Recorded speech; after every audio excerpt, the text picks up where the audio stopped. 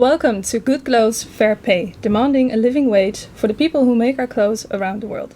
My name is Diewertje de Wagenaar and I'm joined by Jovi Ignacia. We're both country coordinators of Fashion Revolution Netherlands, and today we are your hosts.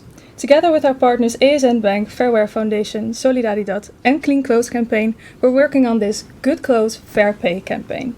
A campaign wherein we demand new legislation for living wage.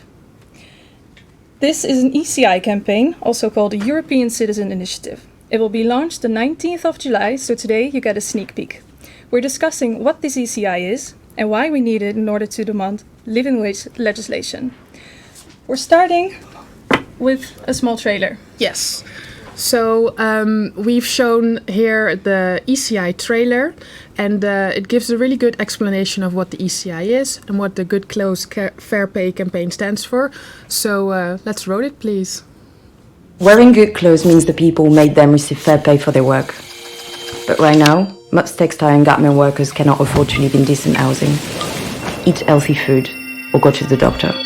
They even struggle to send their kids to school. A living wage is not a luxury. It is a fundamental human right. We demand laws that protect the human right to fair pay. We want to see a living wage for the people who make our clothes around the world. The EU has the power to change this. Help us get to 1 million signatures for Good Clothes Fair Pay. Sign now. We're starting with our first panel. Why do we need EU legislation on living wage? At the table we have two experts. On my left is Kirsten Kossen.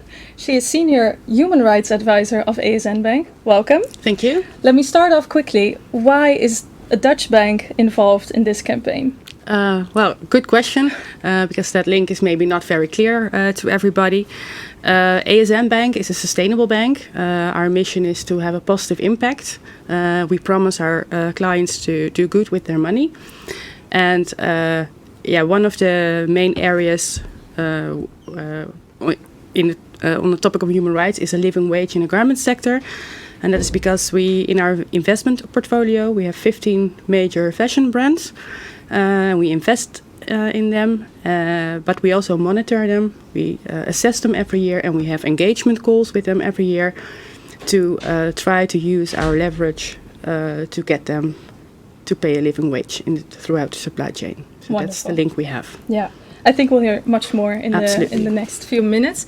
On my right is Jos Huber. Welcome. You are a senior labor rights expert, and you worked on this, I think, throughout your entire career, isn't it? Sort of. Yeah. How are you involved in the ECI? I'm a member of the Citizens Committee for the European Citizen Initiative, and so I'm representing citizens. Wonderful. And a topic very close to your heart, right? Absolutely. For all of us. Okay, so to explain a little bit what we're going to do during this panel, we have several statements prepared for you. So everyone watching, once Jofi introduces the statement, you can write down in the chat whether you think it's true or false. And of course, then our experts will help explain what is correct. Yes. So let's start with the first question, which is, there is currently a European directive on minimum wage. So in the chat, please feel free to add in whether or not you think this is true or false. And the quote will be also visible on the page. Yeah. And for starters, maybe it would be nice to know, Jos, could you explain a little bit about this EU minimum wage directive? Well, there, as you phrase it already, there is indeed already a European directive on minimum wage, but it's very recent. It got accepted in European Parliament in their negotiation with the European Commission just this month. So it still has to be imposed in national legislation. So we can't expect every EU country to have it regulated by tomorrow, but in the coming times they have to start working on it. Yeah, so we do not see any results yet. Not on the very, very short term. But in the coming years you will certainly see results of this important floor in the salary building in the European Union. Yeah, you mentioned a floor in the salary building. Why is this minimum wage directive not enough? Well, if you look at it from the perspective of the garment worker in countries such as Bangladesh, this doesn't help them at all because this is for within the EU. So I think for within the EU, it's a step forward. But for the people that actually make our clothes, this will not make a big difference in their lives. Yeah. So I'm wondering whether the people listening knew that this legislation was actually there. I'm looking at the chat, but I'm not seeing anything popping up yet. So I hope that you all saw the question and heard the question. So please, there's some things coming up. So someone says true. Her name is Inge. So yeah, I'm not seeing any other answers coming in yet. So hopefully they will pop up. But yeah, maybe it's good to dive into the next one. And feel free to keep using the chat, even if you have questions. Definitely. So statement 2 is a living wage is an international standard and therefore applies equally in all countries. So, true or false? Yeah, I do not want to give the answer away. What can we tell them about the living wage that doesn't... I can maybe first start with what a living wage is. So living wage is a wage that covers the basic needs of the workers and their family. That's a very important component, the family part. That means housing, food, making sure that children can go to school, having some extra for in case anything happens. So that's a living wage. Mm-hmm. Returning to your question, I wish that was the case because then we probably wouldn't need this initiative because it differs. There is no international standard, and of course the cost of living is different in each country. So there's no universal standard other than that it has to contain these components. Yeah, and you mentioned already several factors that decide the amount, really. But do we know a bit better how this is calculated, or is that really difficult? Fortunately, in the past 10 years, we've made progress in calculations of so-called benchmarks for living wage. So we know much better these days what the benchmark for a living wage is in the production countries where our clothes are made. And this is not the same in every country. It differs country by country because the cost of living differ between those countries. And I would say the international labor organizations from the United Nations, they also work now with a methodology to calculate living wages. So it's not just something that some small action groups are doing, but it really has become mainstream now. Yeah. Are they correct? They are correct. Wonderful. Yes. You already know a lot about it. I think so. Are you okay? No. Okay. I will be fine. Shall I introduce the next one? Yeah. Okay. The next statement. Brands pay workers directly and have the most influence. True or false? So maybe we can dive in at the table on... I'm really sorry. It's okay. Maybe we can dive into the challenges of the supply chain in fashion and the textiles industry, and how this maybe or maybe not affects this statement. Yes. The textile sector in its production is very fragmented. There are thousands and thousands of suppliers and equally an enormous amount of brands that order our clothes. So although you would expect, if you only have a few of the major companies working together, we've solved the problem. That's not the case, unfortunately, in the textile sector, although it helps. Yeah. So it's to deal with this problem. collaboration between the different partners in the supply chain is essential. Yeah. And another way to deal with this is also to collaborate with trade unions and supplier organizations, employers organizations in production countries. They are supposed, in the ideal situation, to make collective agreements about labor conditions and also about wages. So if that is like the next road besides the minimum wages in a legal way to reach the living wage. Yeah. So brands pay workers directly and have the most influence. True or false? That's false, because it's good to know in this respect that it's of course the factory owner, for example, that pays their workers. So that person actually pays them.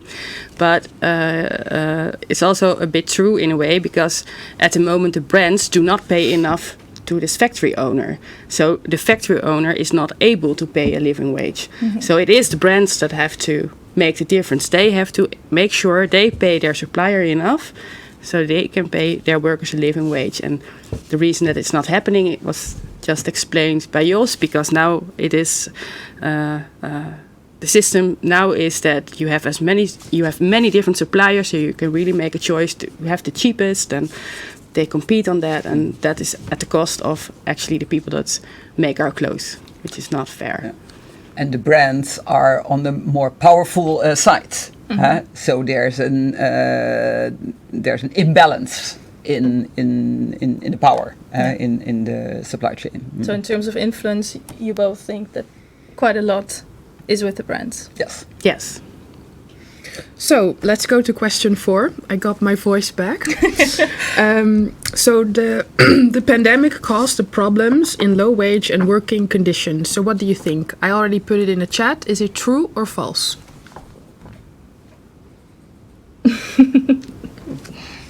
It's really difficult to start now. Yeah. No response yet. Okay, so let's just answer the question. Yeah. Maybe we can start by how the pandemic caused maybe issues. What happened during the pandemic, of course, it shook the whole world.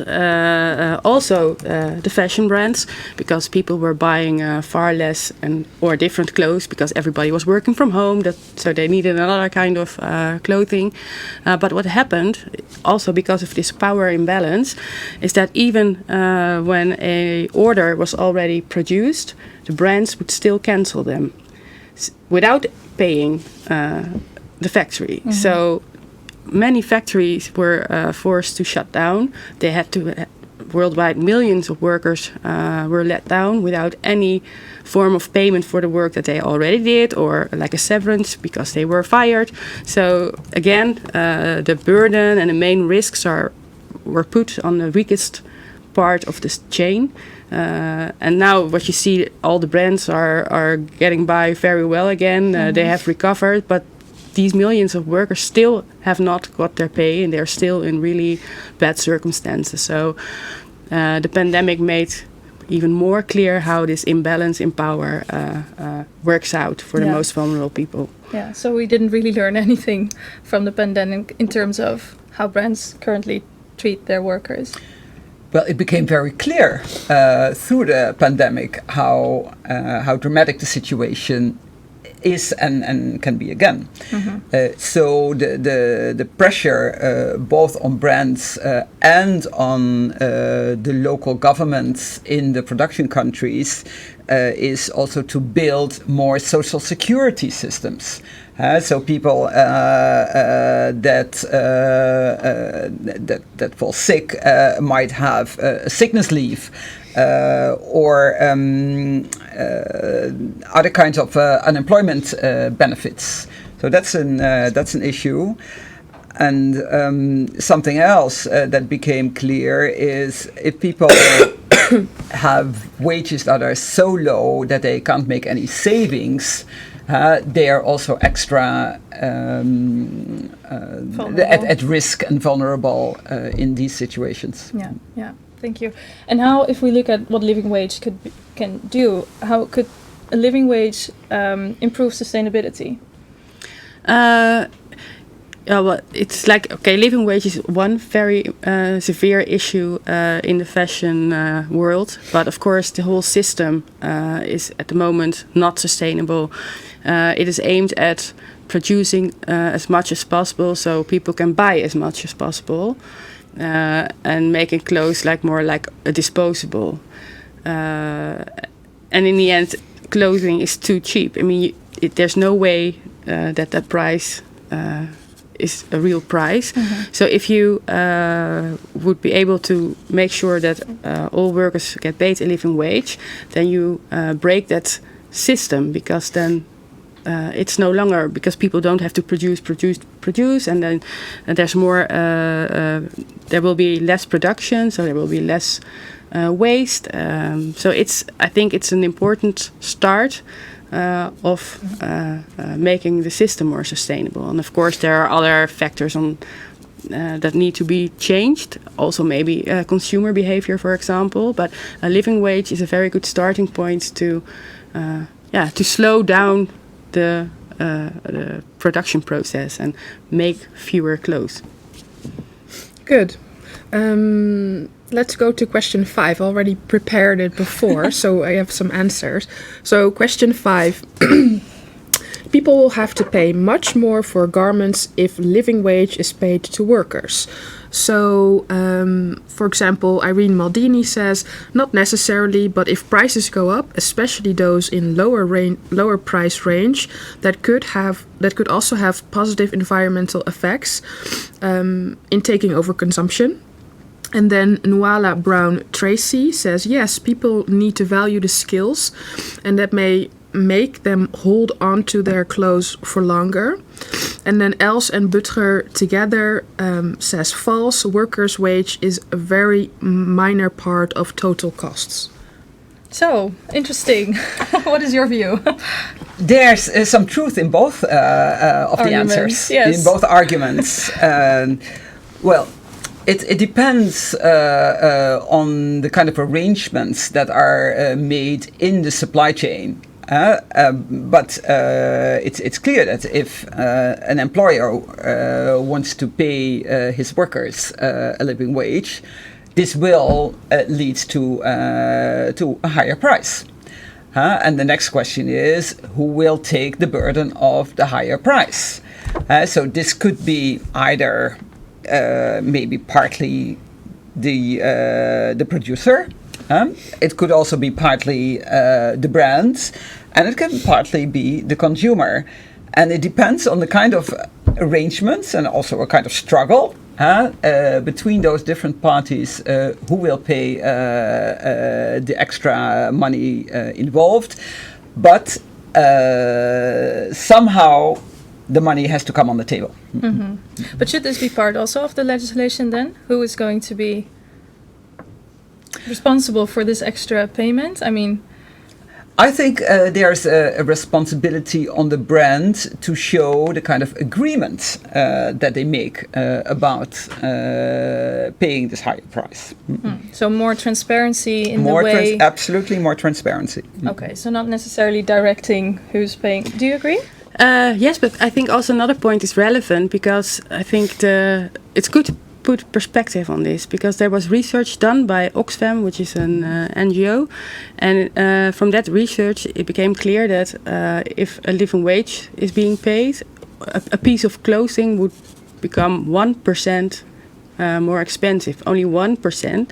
And I think from my perspective, if you see how the profit margins and the money that is being earned by the fashion brands, and also if you see their owners being billionaires, I think that could be absorbed by the brands. Mm-hmm. And if not, I also think that most consumers are very willing to pay this 1%, because I mean, if you buy a jeans of 100 euros, okay, then you pay €1 more, and that person at the end of the supply chain can feed its children. So I think that puts a bit perspective on it. It's only a tiny fraction of the total price. Yeah, but still, it's interesting how they are going to how they are going to do this. What are they saying? Do they all agree? Do they want to pay this 1%? Well, I mean, yes and no. They are not so specific in saying that. Joanna Montero says it depends how brands pass it on, increasing their prices or reducing their profit. And then I already asked also the other question. We'll continue. So yeah. So the next statement, number 6, which is a living wage is not necessarily a gender issue. Is this true or false? And I already put that in the chat. And Daniela Guerrero said false. It is in global north and south. And some other questions or some other answers are coming in. Joanna Montero says on question 6, everyone should be paid a living wage, unfortunately. And then she also says, unfortunately, women are most often impacted. So everyone should be paid a living wage, and unfortunately, women are mostly impacted. I see nodding. I think that's true, especially in the garment sector. The majority of workers in the garment sector is female. And that makes it also a gender issue. But we also have male workers in the textile sector. We have male workers in other sectors where also a living wage is necessary.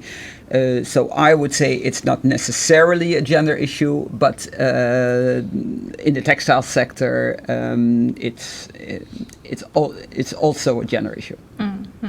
Yeah, and we say very broadly, mainly women. Is there a specific section that you know of in the value chain that women are mostly taking up the work, or? I think in the factory, actually sewing the clothes together. Yeah, and I think I agree with Jos. It's like I believe it's 80% of production workers in the sector is female, and one other reason why it's also maybe not specific a gender issue, but I think in the textile it's particularly women that are affected. It's also so that these poor wages also are one of the root causes of gender-based violence.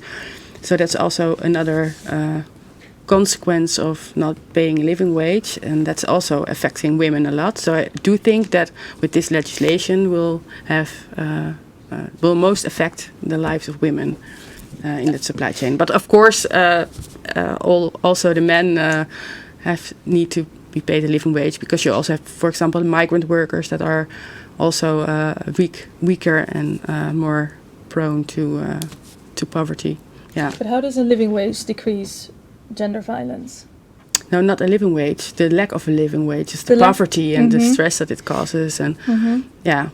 So that will, by having a living wage, and there's less stress and less things to fight about. That will also hopefully decrease the gender-based violence. Understood. So we're coming up to the last statement, which I by accident already put in the chat and already got some answers, but I did it again. So if you want to answer it again, then feel free to do so.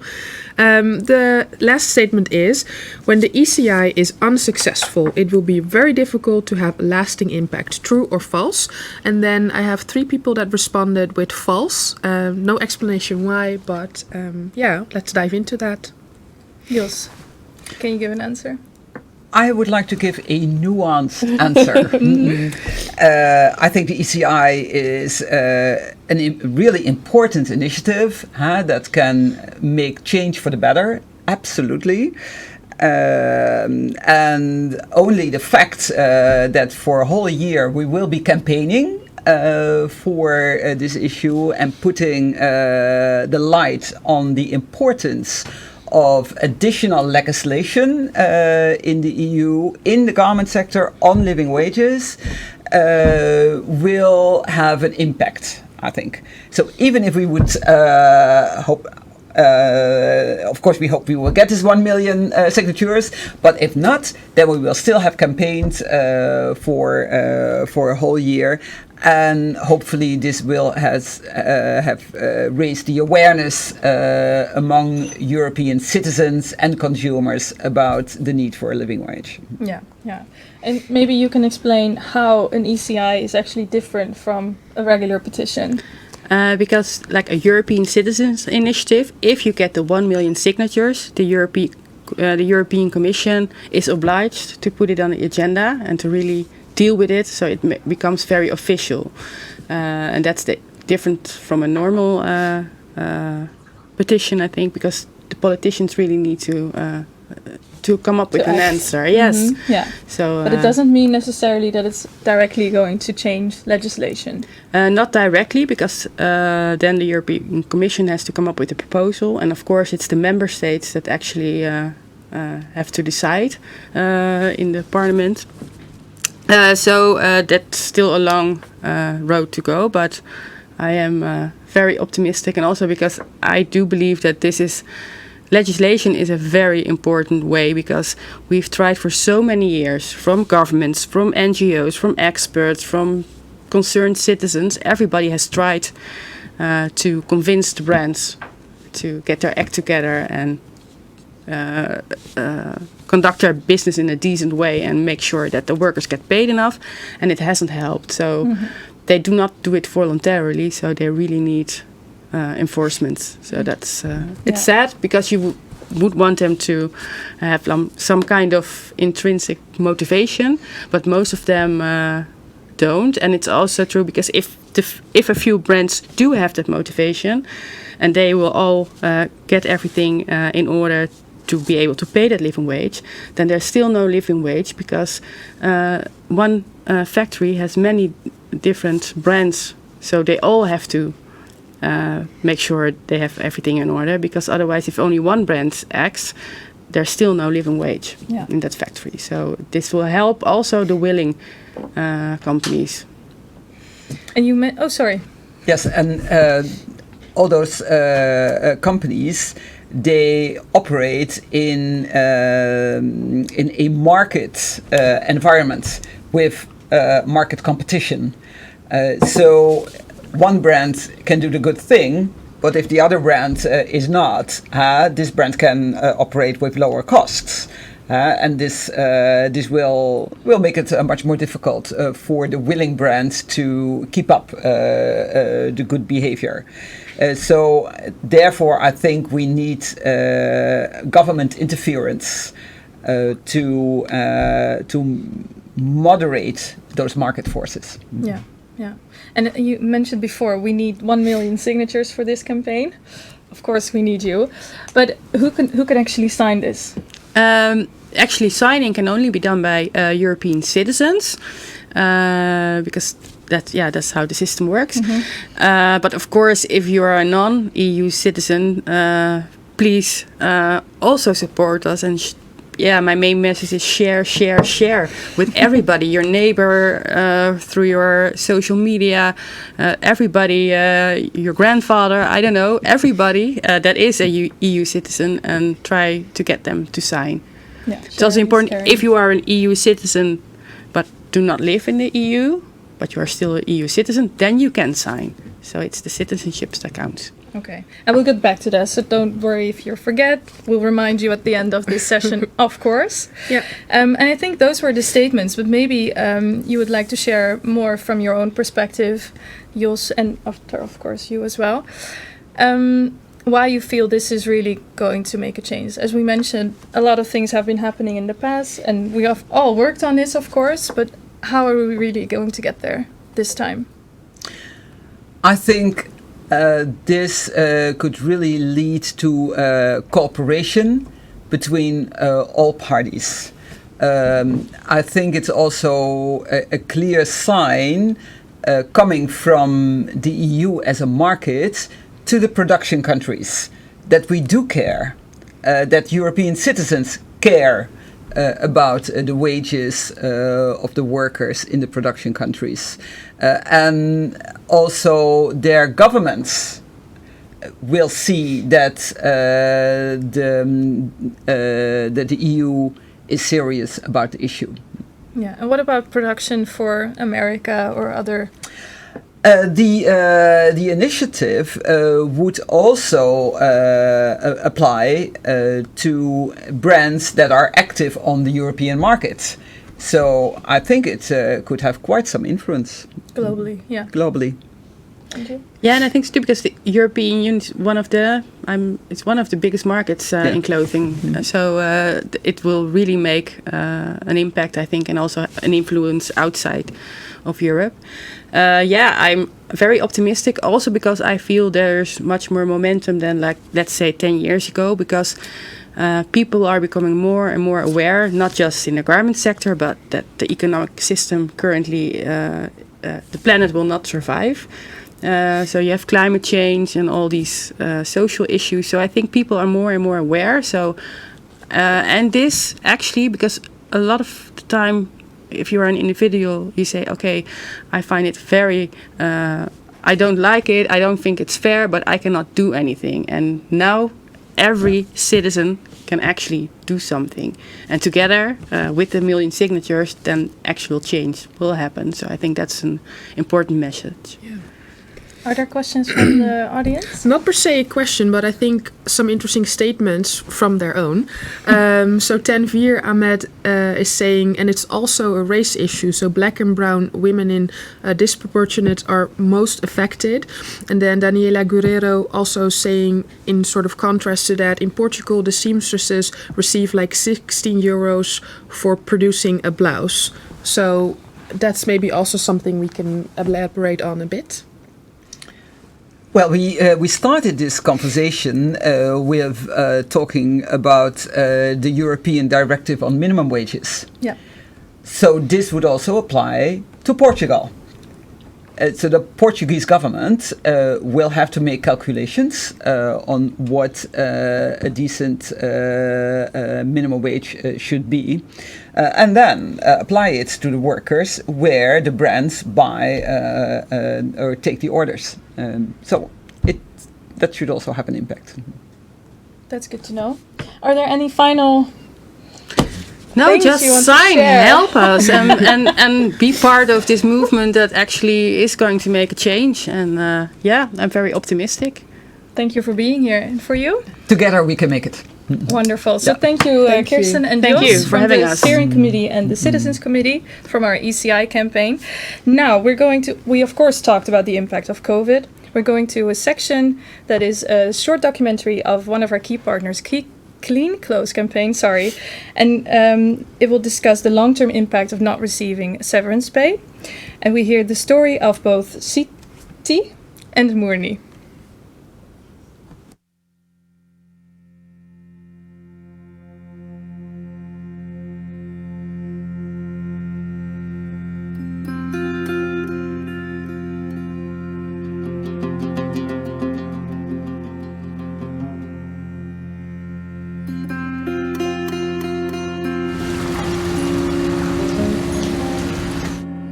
Istirahat cuma buat minum keluar, ngisi perut, makan. Masih di tenggorokan sudah langsung kerja kan. Tidak dibayar nyampe pulang pagi. Uniglo saking ketatnya. Kita tuh kayak apa sih?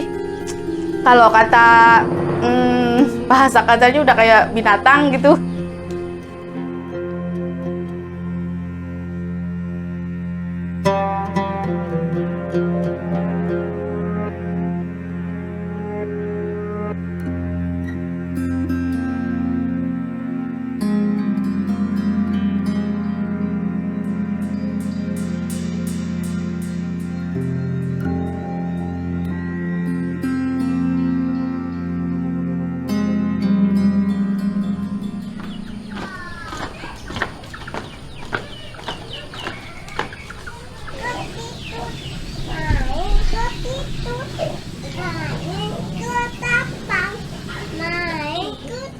Saya dulu merasakan Jabah Garmindo bangkrut.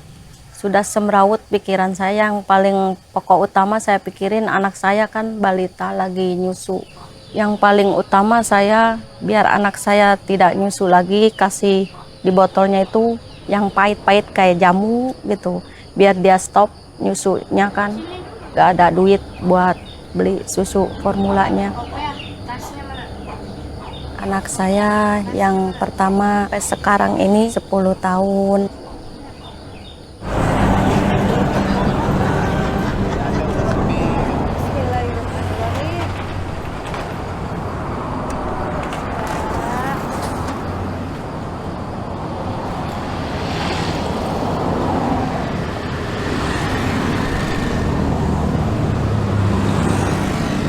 Di hari waktu kau tutup, endingnya itu sangat menyedihkan gitu ya.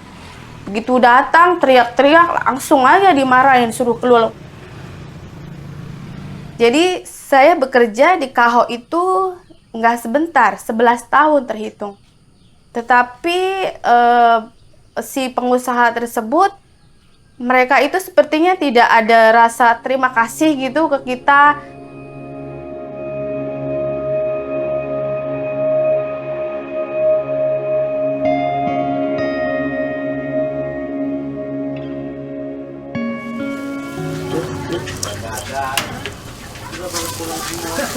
Pada saat menerima pesangon dari Kaho, pertama yaitu saya memulai untuk usaha berdagang menyewa kios. Saya tuh sangat menikmati dan menyukai pekerjaan saya sekarang sebagai pedagang ayam bakar. Makan nasi? Tuh, jadi pedagang pun ada rezekinya. Udah tadi. Tuh tetehnya takut atuh digituin. Alhamdulillah cukup untuk sekeluarga, ya lebih ada.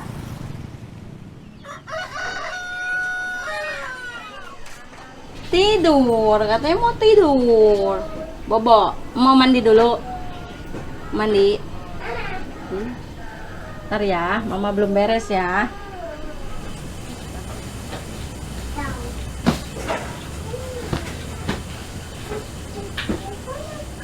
Jika saya dapat pesangon, saya yakin kehidupan saya lebih mendingan gitu.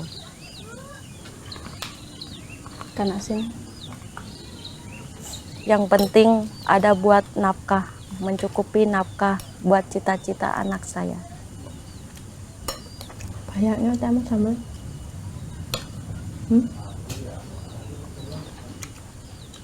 Anak saya yang pertama pengen jadi dokter.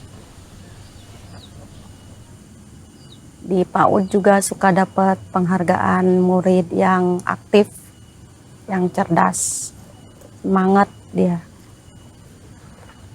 Cita-cita terkabul enggaknya, ada terpintas, kata saya.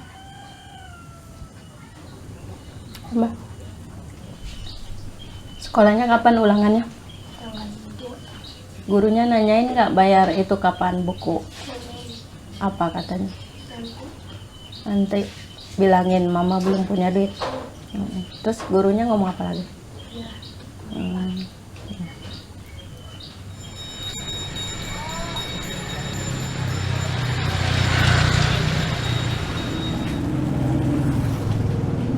Jangan salah-salahan ngerjainnya. Sekarang saya mampu membelikan buku-buku perlengkapan sekolah dia dari penghasilan saya sekarang. Untuk masa depan kamu nanti, untuk sekolah sampai cita-cita kamu tercapai. Intinya kamu berusaha dulu mencapai cita-cita kamu. Udah pengen masuk SMP ya? Kirain udah mau masuk SMP kakak.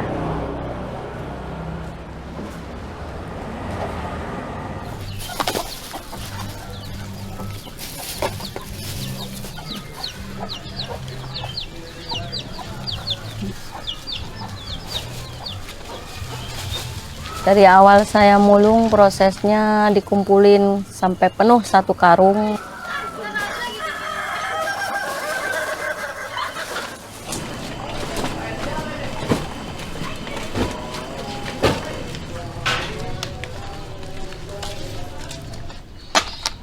Itu perlahan-perlahan tiap hari mengalir lah, jadi keluar itu timbul kayak gitu.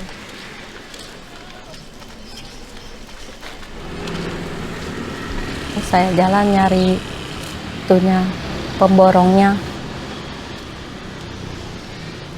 Pak, ini hasil Pak iya. Oh iya.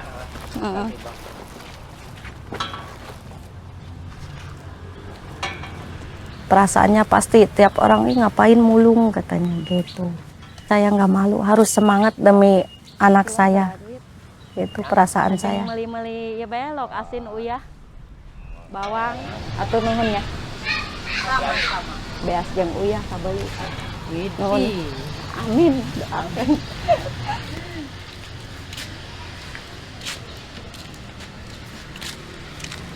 Mang beas.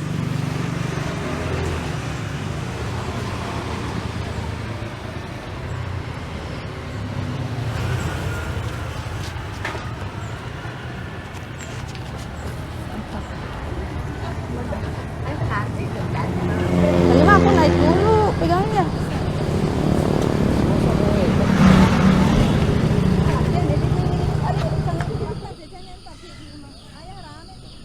Sekarang kan saya sewa gitu. Siapa tahu suatu saat saya bisa membeli kios sendiri, atau saya juga bisa membuka cabang ayam bakar yang lain di tempat yang lain juga.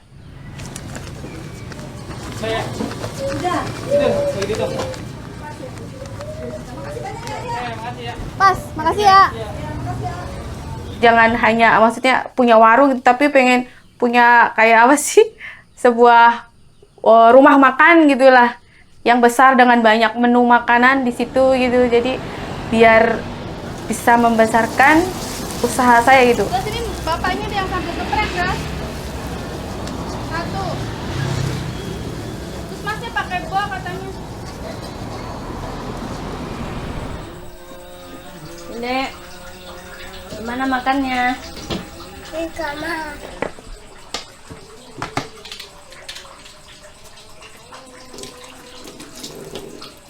Ikan asin, Dek. Ntar ndoknya Abah belum punya duit ya.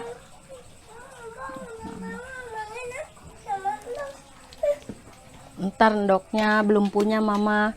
Kan tadi duitnya pakai bayaran ngaji dulu sama beli beras ya. Ikan asin enak, guys. No, mantep, guys. Kriuk-kriuk, guys. Mau gigit nggak palanya? Ya udah.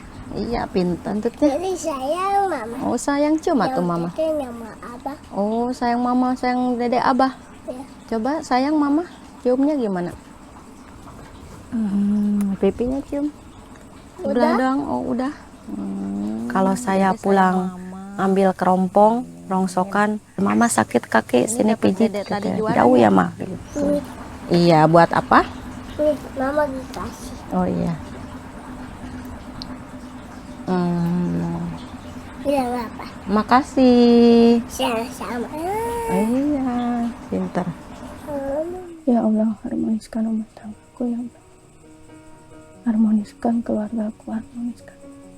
Limpahkanlah rezekimu ya Allah, berikanlah aku yang halal untuk anak-anakku ya Allah. Untuk menafkahi anak-anakku. Amin ya amin ya Allah.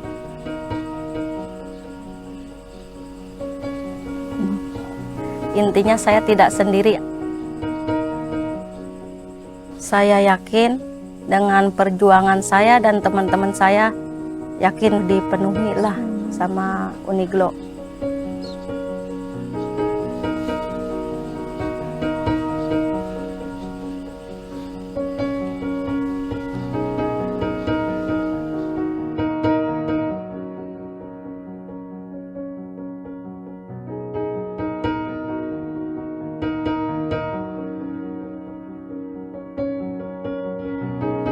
Siti telah mengirim pesan kepada kamu. Halo Murni, yang sabar ya. Lewati semua ujianmu dengan ikhlas. Siapa tahu suatu saat nanti kamu bisa seperti saya.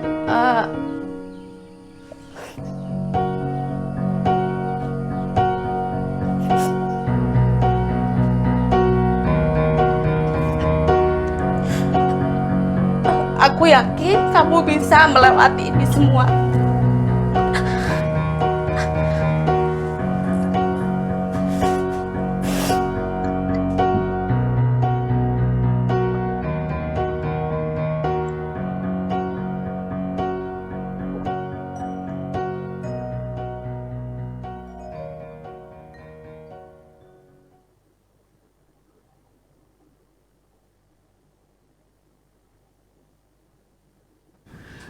So welcome back, everyone. We are now going into panel 2, which is about, we're talking about from a minimum wage to a living wage, and we have a little bit of a Q&A as well. And I want to introduce everyone that's joining us today, so our speakers here around the table. Before I do that, I think it's nice to do a little bit of an introduction of why we are doing a second panel. So it's really important for us that, this topic is discussed. So I have some quotes that I want to share. So millions of people work in textile, clothing and footwear production around the world, and the vast majority are not paid enough to fulfill their basic needs. Another statement is, the people who make our clothes, mostly women, earn less than they need to live on. So in this panel, we'll be discussing sort of the themes around a living wage and also looking at it from an industry perspective and showing some best practices and examples as well. So please, if you have any questions throughout, put them in the chat and Diewertje will answer them. No, I will not answer them. Well, I will share them. Reply, and then we can interact and we can ask the speakers as well. So please don't forget to use the chat as well. So I would like to welcome all of the speakers to the table and also the virtual table. So online we have 2 guests. We'll start with Madhu Vaishnav. She'll join us online. She's from India. Madhu is the founder and executive director of Saheli Women. Welcome, Madhu.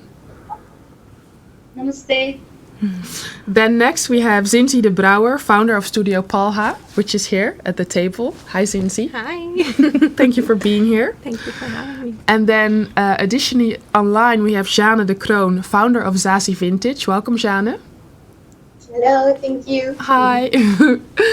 And on my side, there's Muranisha Munilal. Thank you so much. You're an educator and consultant on interdisciplinary environmental and social sustainability. Thank you for joining us. Thank you for having me. So I would like to start with Madhu.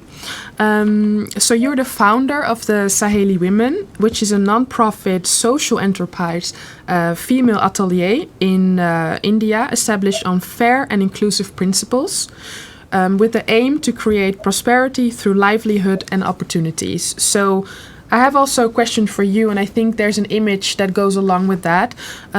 So how did this come about, and why is receiving a fair wage crucial to people you are working with? Could you share some more details, please? Sure. So we started the Saheli Women 6 years back, and the initiative we took in my own village is to empower the women, so that women can come out from their home, they can have opportunity to speak.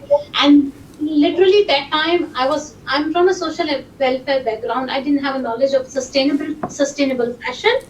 We did have a lot of knowledge about the sustainability because that's kind of a part of our lifestyle day to day, but we did not wrap it our lifestyle in a very fancy Western word. So we started the Saheli Women to empower the women, bringing them out from the home, giving them some skills training. We started the Saheli Women with a group of 5 women and $100 budget. And we did not even have sewing machine to buy, money to buy a sewing machine. So we just did a small little embroidery. And while doing this, ladies really asked that we would like to continue this project and we want this project to really help us in the long term. And we asked them how it can help, and they said if we can start earning money. And this was a whole new challenge stand in front of me, that how we are going to make it happen. But I was I always believe in the process. I always have a trust in the process and in the people. So we just started, and if I thought people talk to the people. We started our Instagram account. We started posting pictures. We asked people if they want to buy some little clutches, and that's how we got an order to start making little clutches. And when we were going through our journey, and it was a hard time. It wasn't very easy journey. That time I met a Jan de Kroon. She was in India, and then actually she was looking for a group of the women who can manufacture her or create a beautiful garment, and that's how we started a beautiful journey together. So when I look at the Saheli, I always, and especially when Jan is sharing a platform with me, I feel like Jazzy and Saheli Woman is kind of a 2 sisterhoods. and we born together, we grew together, we faced lots of ups and downs in in fashion industry together, and everything was such a learning part for us. And I believe in female empowerment very strongly because I feel woman is the center of the family, woman is the center of our community, woman is the center of universe. The energy is a female, feminine. It's all about the female and the energy and the relationship. The earth, we don't say Father Earth, we say Mother Earth. So it's all about the female around the world, around the universe. So I really strongly believe in that energy, and it's very heartbreaking when we see some of our ladies from from our gender, from our race, sitting at home and not having the equal opportunity.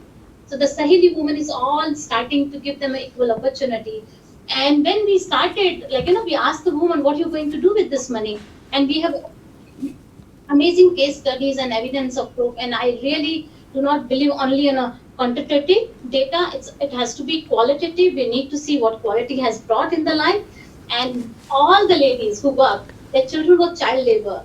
None of their women is actually now child labor. All of them are going to the school. So when a mother earns, she immediately invests in the family. When she brings money, what she does is sending the children to the school, taking them out from the child labor. She immediately actually buy a better food. She also start eating better food. And again, as I'm saying, a woman is a center, whether it's a mother earth or a woman. If we are healthy, if the woman is healthy in the family, the whole family will be healthy because she'll be cooking better food, she will be giving a happy childhood. And similarly, somewhere I feel if the mother earth is healthy, we will be all healthy around the world. So it's kind of still very center. We are the women sharing amazing relationship in the world with Mother Earth, and we are the center of universe. So we really celebrate everything, and I think women need to have a financial empowerment in her hand because she's the only one who can bring the change in the world with the today's scenario. Thank you so much, Madhu. And I also want to talk more about your relationship together with Jana and Zazie Vintage a little bit later on. But thank you so much for your introduction. I want to move on to Zinzi. So thank you so much for joining. So Zinzi de Brouwer, you set up your studio Palha, which also focuses on gender and equity, celebrating the matriarchal weaving and craftsmanship in Mozambique. So could you tell us a little bit more about your studio and how does this issue of living wage affect women? Yes, of course.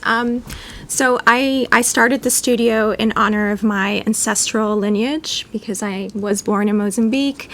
And I center myself in a very kind of secluded environment in Mozambique, which is the rural environment. People tend to go to the city to make money.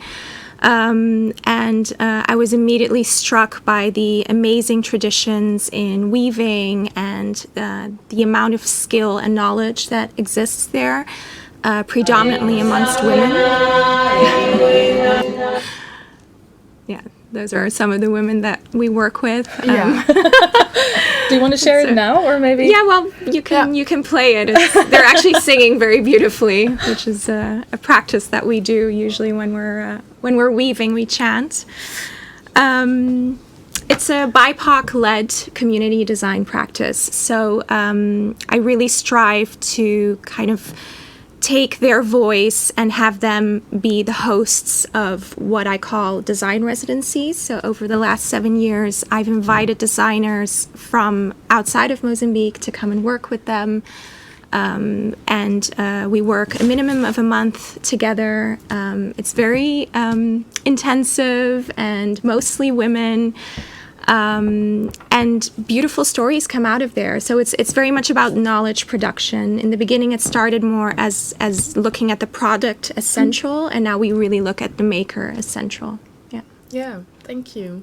We'll dive into that a little bit more, but thank you so much. Then now we're going to move on to Jane. Jane is the founder of Zazie Vintage. And on top of that, she also is leading innovative UN partnerships in the creative and well-being industry that platform ancestral wisdom through craft. So welcome, Jane. Thanks so much for joining us. Thank you so much for having me here. So could you please share with us what well-being means? and the part that it plays in creating responsible partnerships in the fashion system. Yeah, oh God, it intersects in so many different levels. But I think for me, it's just really interesting to sort of dissect the fashion industry from where we have it right now to where it originally came from. I come originally from a weavers family in the north of the Netherlands. My last name is a part of a weaving machine. And I think throughout my work, working with different rural communities in the last 10 years, I found that it's just so interesting to watch that normally fashion has always been like a woven story of women and earth. And that later turned out into this like global industry and machinery that is now, you know, like when we're having these conversations about ethical fashion or even about the living wage, it's sort of just, it's almost, you know, when you go and visit, for example, the community with Madhu, you sort of, there is no one that steps into that center and understands like that the women that weave, the women that create, the land that produces it, that is actually should always be at the center point of every story about fashion. And we've created this industry where, of course, you know, like right now you have 5 to 7%, I think, is in the end what is given to both earth and the makers. Whereas in like we have all of these weird steps on like on top of it of marketing and global, you know, neo-colonial production change.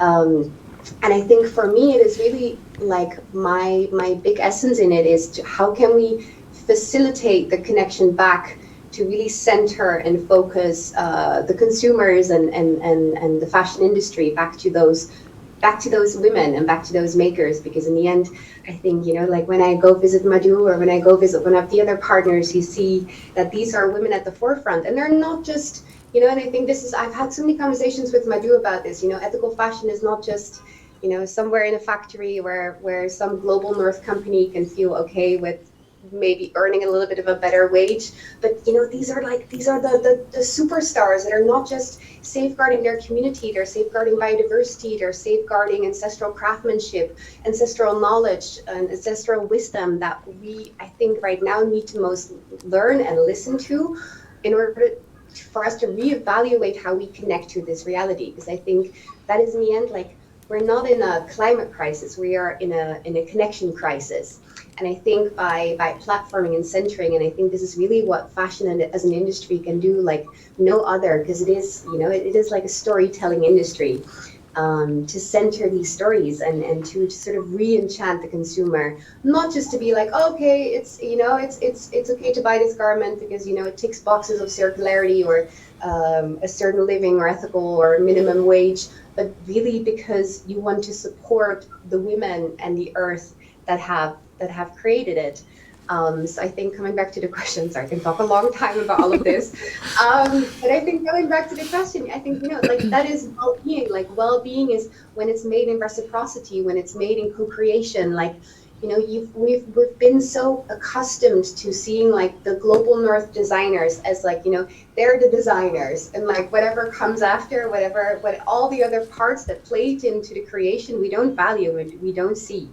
And I think, you know, that sort of like decentralized and like non-hierarchical way of creating something together. And I think that's the beauty of what I've learned so much with Madhu.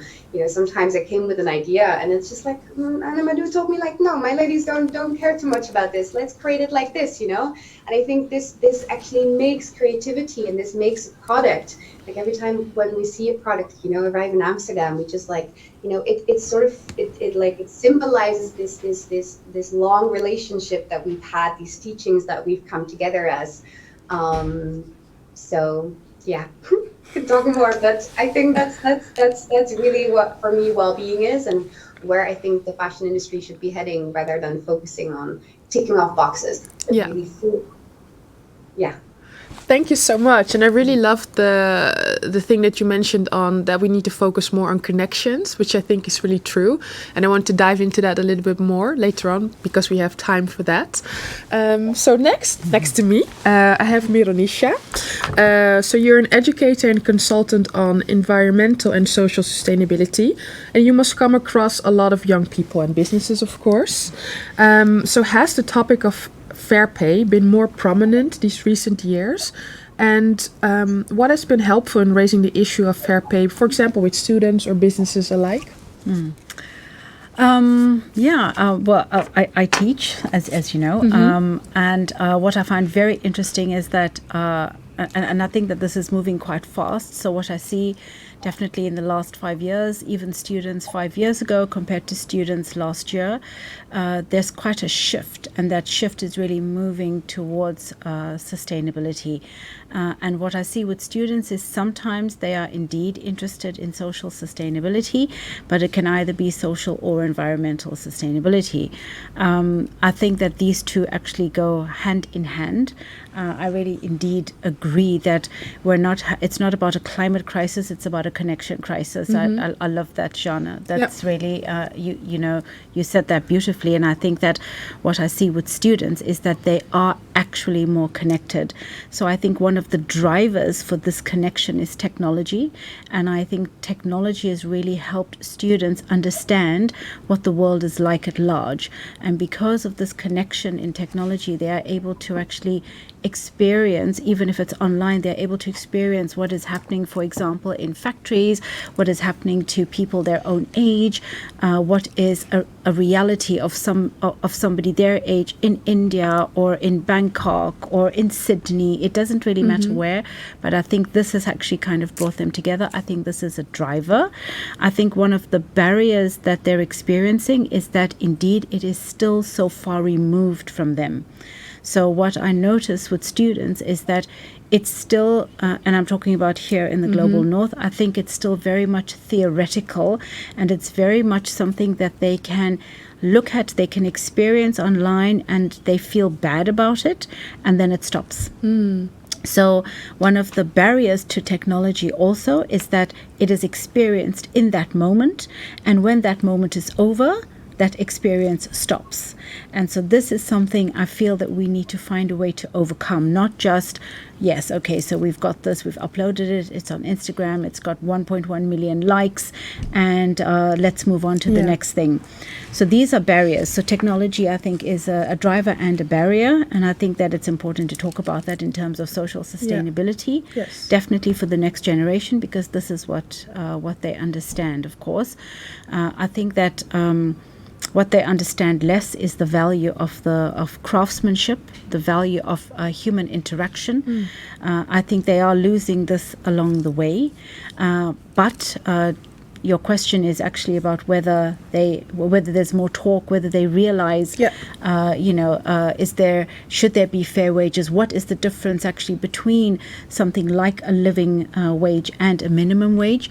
This is often something they don't truly understand. It is something that they need to get into, and this is because it's also attached to legislation, which is a little bit more difficult for them. And this is not something you can expect from someone who's 18, 19, 20. So I think these are issues for them that they don't really understand. They don't understand why, our legislation stipulates, X amount of euros per hour, but that's, and this is something we can live on. Yeah. But why it is in another country that you cannot live on that minimum wage. Yes. Yeah. So these are things I think for students, and also for us people in general. I don't even think it's only about students. I do think that students today are a lot more aware than 20 years ago, or even when I started in fashion 20 years ago, my generation. It's a different generation. It's a different generation, and they are so much more, they're so much more open also. They're also more open to, I think, to the interaction and to wanting to empathize. Empathy is big. In this generation. I think that as also a driving force for understanding the difference between a fair wage and a living wage, and why it is so important for us human beings to have an equal piece of the pie, so to speak. What does that mean for us to grow as a society? It means that we all are able to do very simple things like feed our children and have a meal every day. These things are taken for granted in some places of the world, and these are actually quite shocking to students when they realize that it doesn't happen like this everywhere. Yeah. So we all live in our little bubbles, actually, as Madhu also talked about a bubble. Yeah. And so these things are really important, I think. To also to give students the time to discover. True. It's important. Give them the time to discover and experiment, But I feel very positive about the next generation. Gen Z, I think that they are, as far as I can see, they are so enlightened already that even as a teacher, I really have to be on my game, because they know a lot, and they are, I mean, as they call it, the interwebs. Everything is out there. Yeah. So, but I do feel very positive about what they can mean for the future, also in terms of transparency, in terms of, do I need to stop? You can talk. I'm waffling on. But also when it comes to, for example, activism as well, I think they are very activistic. So, and I do have some students that are more activistic than other students. I think this is also okay. I also feel that it's really okay to have students that still don't believe in this, because you also need this. I think sometimes you need a sort of polarization for people to learn. You know, if everybody was going in the same direction all the time, I don't think there would be a space to learn. So I think that this is also very important to understand, the other perspective as well. Yes. Activism in students, I think, is very important, and encouraging and generating that level of activism. Where do you want to go? I think that education should also be student-led. What do you want for the future? How do you see this future? It's their future as well. It's your future. I mean, yes, I'm here to guide you. I'm here to teach you. I want to give you all the knowledge that I have. But actually, what do you see for yourself? How do you want this industry to look like in 5 to 10 years? Because in 5 to 10 years, I'm not going to be that product manager, that designer, that brander. You are. So how do you want to design it? How do you want to produce it? And how do you want to communicate it? What is your legacy? I think it's very important for them to understand that. And I hope that's something that we can give them. Yes. You know? Thank you. Thanks so much for sharing that. You're welcome. So before we dive into some more conversation, are there any questions, Diewertje? Not yet. Actually, I asked based on this story if there were other educators in the audience and whether they agree with you, but I haven't gotten a I saw some response yet. educators already, but maybe you want to ask a question or someone else. So please keep the conversation going in the chat.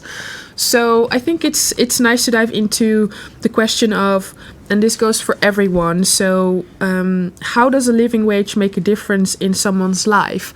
Madhu, maybe you have any thoughts on that. Do you want to go first? Yeah, sure. So as I said, when woman is earning, and with the UN studies also proven, when woman is earning, she spends 19% of her income in the family and with her children. So she invests in the community by investing in her children. So when she is earning the fair wage, like she immediately spends in her family, she spends buying better food, she spends educating her children. So indirectly, she is the activist who's making a better world for next generation to live in. So it is very, very important that people who are working with the government should be paid fair.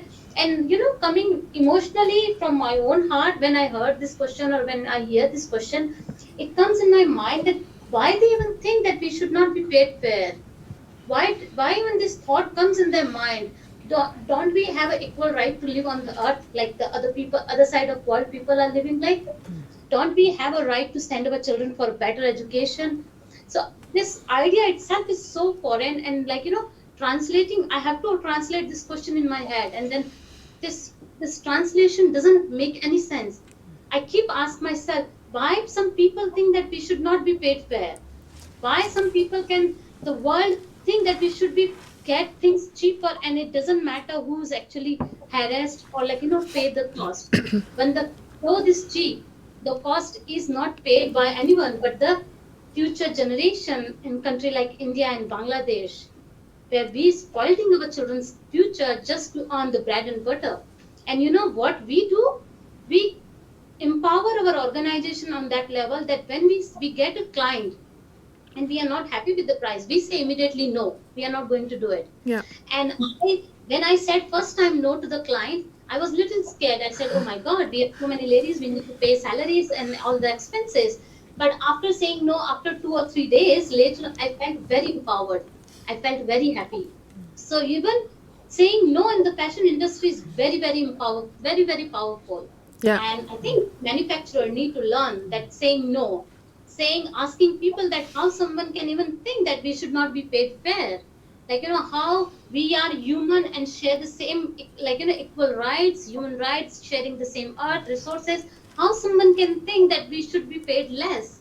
That doesn't make any sense. That doesn't translate in a people who's sitting in India and Bangladesh. Yes. So this is how I will reply. It's almost another form of activism, right? Yep. And one of the questions that we got is from Judith, and she says she's wondering what you mean when you say activism. So I think that one's for you, Meronusha, because there are many forms this can take. Activism. Well, for me, with students, activism is actually defining.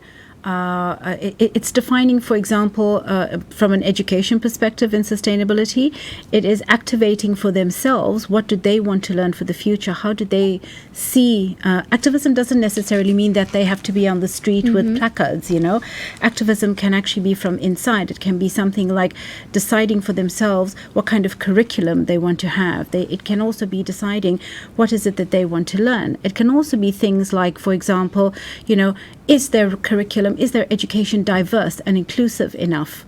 What does this mean for them? So there are many forms of diversity, and I think as a teacher or as a lecturer in this industry, what I like and I hope that they find for themselves is to activate their own future, however that may be, whether it is to find out, are they getting taught the right way, the right things? Are they getting taught what they should be getting taught to help them and get the tools that they need for the future? This is one way of activism, I think. The other thing is indeed understanding things like what Madhu is talking about. Why is it that we don't have this kind of equality? Where does it come from? Yeah. Researching and looking for yourself, because I did want to answer something that she had said, and one of the problems I think here is that fashion is deep rooted in colonialism, and because it's deep rooted in colonialism, it still has this kind of take what you want without actually giving back. And so I think that students also need to be activistic in kind of understanding what are they taking and is it their right to actually take it. So this I think is activism as well. Yes. Yeah, and I thought about that whilst Madhu was talking, and I want to link it also to Jeanne, because I know you have a lot to say about that as well, because you work together, so maybe you can describe a little bit kind of your relationship and how you see the issue of colonialism that is still put in place now. Yeah, also I think linking back to 2 points that were made earlier, which is one of them, and I think this for me, like I was a young woman growing up in the global north. My mom was a fashion journalist, and I grew up with all of this like very romanticized stories about fashion and about the fashion industry and what it means. And I think thankfully, due to a very short and very unsuccessful modeling career in New York, I think I found myself at like 18 without a working visa in a polyester dress, and I was like, really? Like, this is it? Okay, if like this is not the story, then what's the actual story? And I think, of course, if you would have told me at like age 15 or 16, and I think even now with the global awareness about what's happening in the global south, within the garment industries, but within many, neo-colonial supply chains, I think just having a story of like, there are, at the other end of the world, there are people that are suffering. And I think right now the most interesting thing is like, how do we create these, how do we create borders and connections between this system of othering that we're so used to? Because I think it took for me going and traveling and connecting to different women from the global south, of one hand seeing, of course, the negative impact, but actually mostly opening up my heart and my eyes to being just like, wow, there was a total connection and like a sameness. And I think this is what I see most right now throughout my work, is that, mothers in the Netherlands or in the US or wherever they're based, they connect to the stories of the Saheli women as being their sisters, as being, that the same hands that created their dress were also breastfeeding their babies and making chapatis and like cracking jokes in the corners. And I think, that is for me like one of the most important things of what we have as responsibility as fashion brands from the global north with a long legacy of colonialism. Like, how can we take this system of othering into actually like a re-enchantment of our universal human beingness, sort of. And I think with Madhu, like, I mean, I started my journey with her. Like, I walked into her center when I was 22. I had no idea what I was doing. I had a lot of wishes and visions, and you know, I was at university studying a lot of like feminism and colonialism as well, or political science. And I think, you know, it's like you can have all of these facts and all of these, you know, like sort of heavy ways of like the current crisis that we're in, but then you step 1 minute at like in Madhu Center, and then you just, you know, you're in the middle and you're like singing songs and, you know, making chai, and like jokes are there and children are there running. And I think, and I think for me that's always been a driving force to be like, wow, like how can I make the world, you know, see through my eyes of the beauty and the hope and the spark that I think right now we're all so much searching for. And so that was just like linking back to two things that were so beautifully said about like, how do you connect this? I mean, that is through storytelling. Like in the end, that these are stories are the things what makes us human, and like what can move us towards a positive direction. And I think, I mean, Madhu is no better ambassador. I think there's no better ambassador in the whole world to talk about ethical fashion as Madhu, because I remember it was just so beautiful. And I mean, I was 22. She just started her center with like $100. It was like a tiny village in the middle of nowhere in like rural India with like 2 goats in the front and 7 ladies sitting on the ground next to each other. And she would just look in my eyes. She was like, John, I think this is the future of ethical fashion. And I was like, okay, Madhu, let's go. We had no idea what we were getting in for. And, you know, like the dresses in the beginning, you know, like one sleeve was a bit bigger and the other sleeve didn't really have a seam. But I think, you know, through this sort of, you know, this open-heartedness of like just 2 women and 2 sisters, because that's really what I feel like Madhu is for me, and what Zazie as a community has reached out throughout the whole world. I mean, it was so beautiful as well. You know, we had these moments where, you know, Madhu was giving a teaching to an indigenous women's collective in the Amazon, and she was talking about her experiences, you know, building up her social enterprise. And I think this is what I think the future of fashion looks like. It is, you know, and I think this is what's so important right now, to move beyond this story of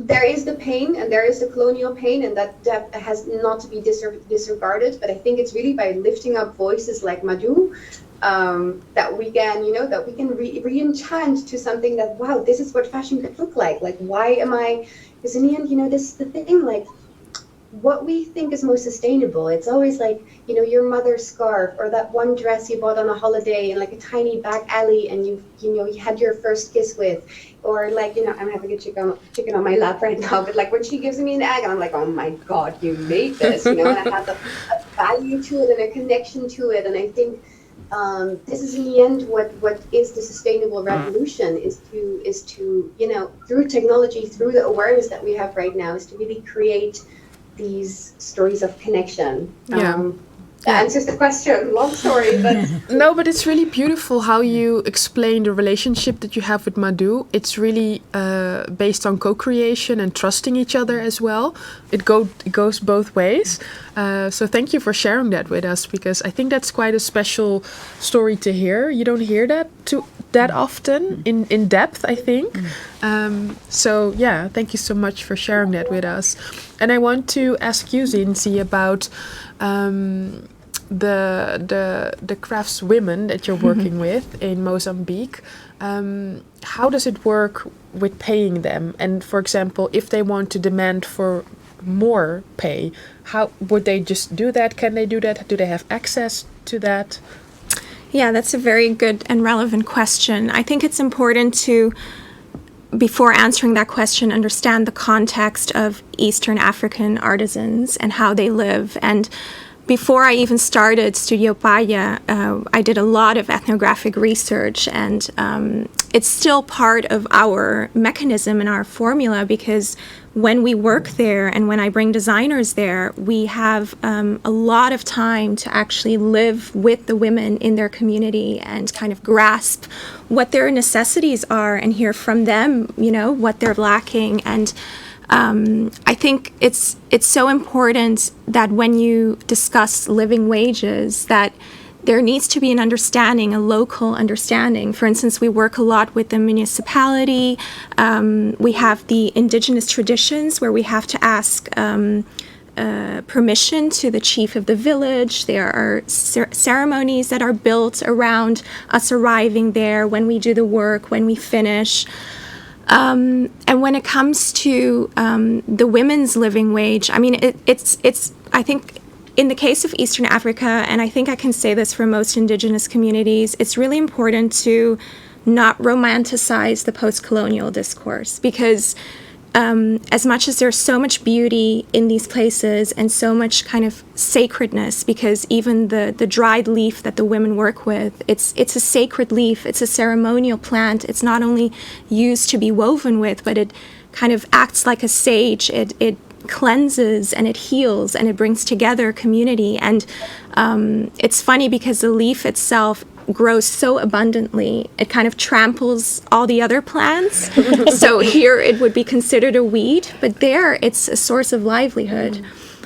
So it's really important to understand that context. And I think with that said, to not over-romanticize it is also to understand that women and children globally are disproportionately affected. And we know all this, but when you see it with your own eyes, I mean, it's quite something to grasp. And I kind of really resonate with Madhu in terms of kind of the matriarchal dominance of these communities and how much is kind of dependent on women.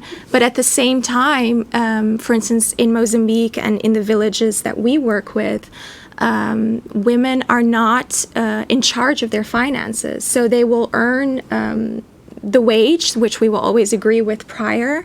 And with that money, they go home, and then the husband kind of takes over that and decides on what is done. So over the years, I've come to understand that because, like you said, trust is a beautiful thing. And when you open it up, you actually start hearing these stories and you start seeing that. So we've managed to come up with paying schemes that make sure that women have their own bank account, that they're the only ones accessing it. We also have a local manager who oversees all the finances. So that kind of helps. Next to that, it's also really important to understand how women and children live, and predominantly girls. So for instance, a big issue that we once faced, it's an ongoing challenge in Mozambique, is that girls, when they get their menstruation, they don't go to school. So because they don't have pads and they don't have the resources, and also it's a thing of shame, right? They don't want to show themselves in that way, and this means that every month they're missing almost a week of school, and that's a lot. And they're not in school. So when they're not in school, they're working. So we look at schemes on how to involve there are a lot of local initiatives that help girls be more educated on menstruation and ensures that they're at school. And when they're at school, that means they're more able to have a job. So these are the ways that we also bridge the living wage in kind of a broader perspective on what does a living wage actually mean? What does it entail? What do they actually need? We also had instances where we trained women in microfinancing. So what do they do with their savings? I mean, savings is not an indigenous concept in Mozambique. In Mozambique, you live in the present, you live in the now. Tomorrow may not come. So the habitual way of working with finances is so different there, and you need to understand that first before you can implement what the idea is of a fair living wage.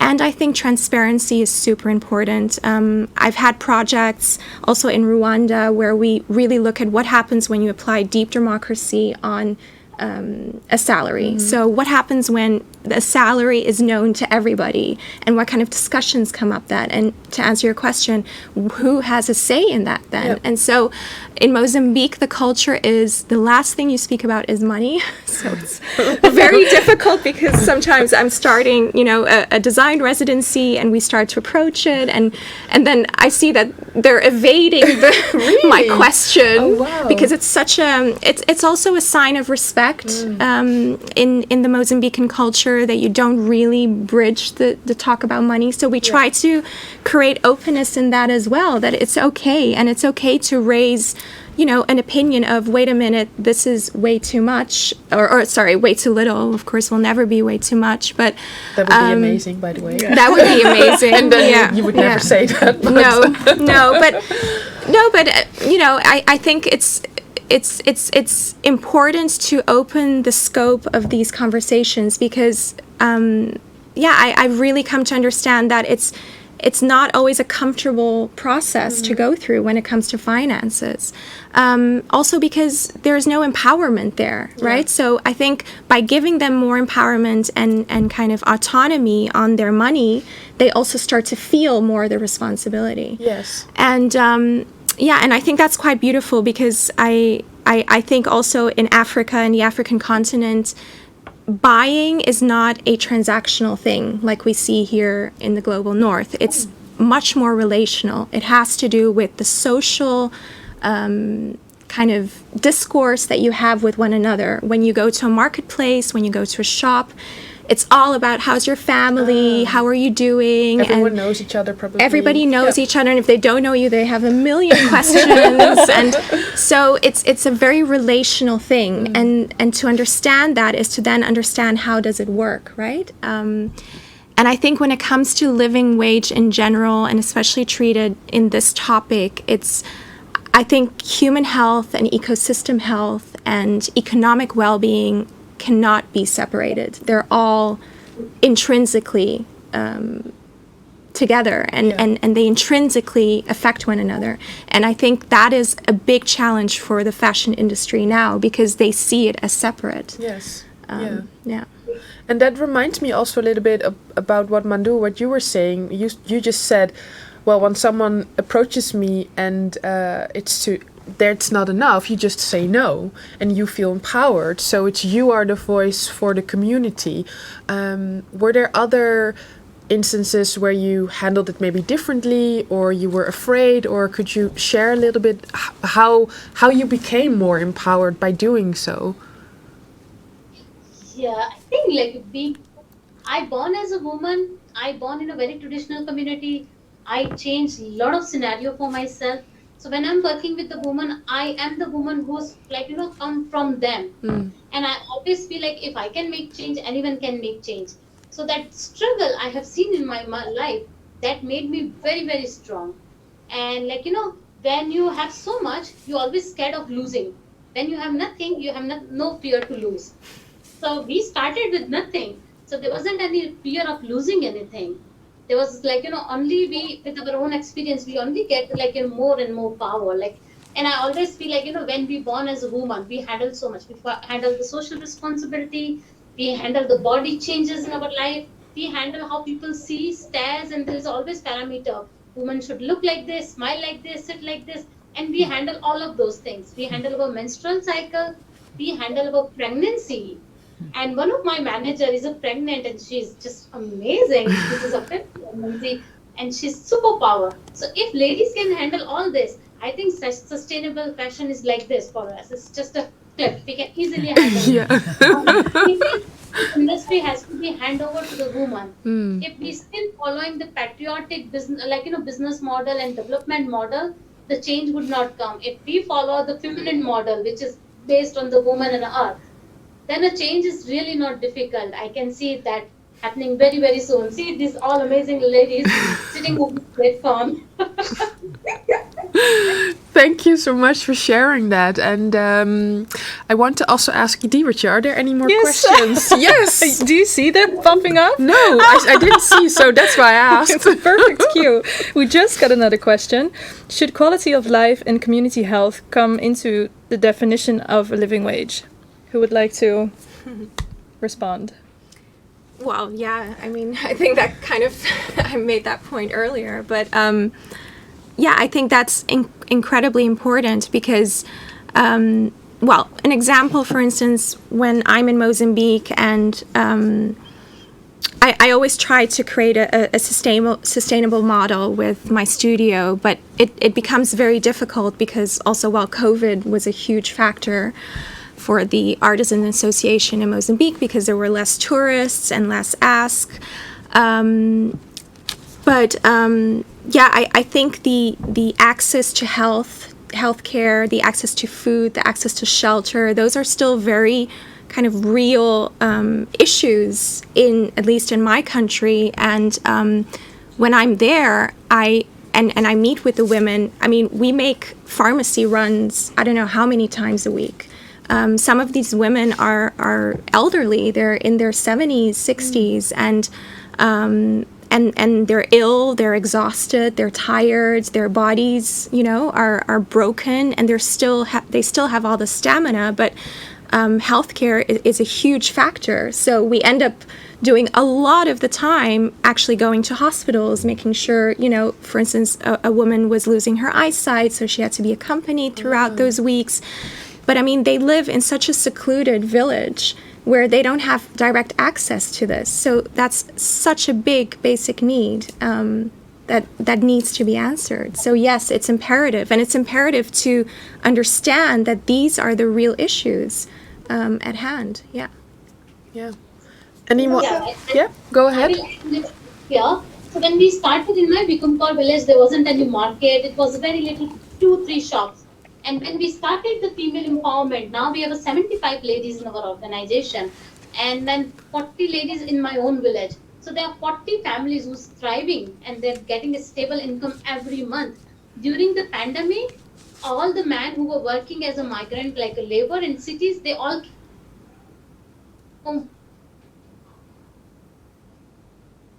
I think the connection is not so great.